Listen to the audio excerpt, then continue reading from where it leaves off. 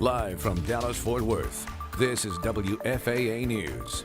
We are taking a live look right now at Austin at the state capitol on Congress Avenue. The start of the new Texas legislative session begins in about 1 hour. This session is held once every 2 years. Thank you so much for joining us this midday. I'm Cleo Green. From schools to the border to property taxes, there are several big issues up for debate.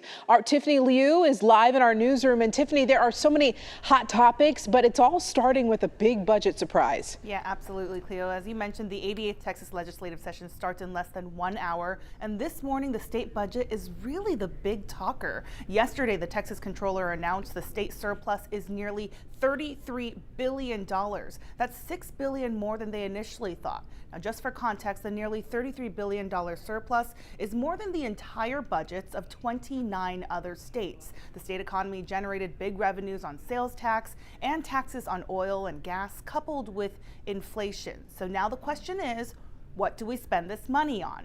By law, a third of it will go to the rainy day and highway funds. As for the rest, Republicans and Democrats agree it should be used to provide some relief on property taxes. Currently, the 7th highest in the country is right here in Texas.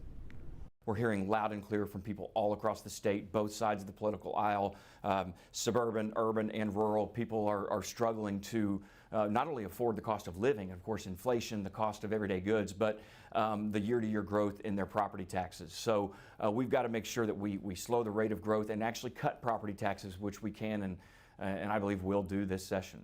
Now, over the past several legislative sessions, conservatives passed some of their top priorities like open carry, abortion restrictions, and changes to voting laws. So we are waiting to see what this session's big priorities will be when it starts in about 55 minutes. Now, Lieutenant Governor Dan Patrick will gavel in at noon and start laying out priorities for this session. And then right after that, House Speaker Dade Phelan is expected to win a second term. Cleo, let's send it back to you. All right. Thanks there, Tiffany. WFAA senior political reporter Jason Whiteley is in Austin for today's opening session of the Texas legislature. So please look for his updates throughout the day on social media and on our newscast this evening. His handle is @JasonWhiteley. Very simple.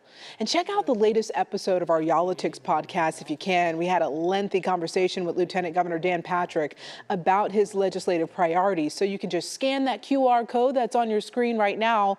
It's available.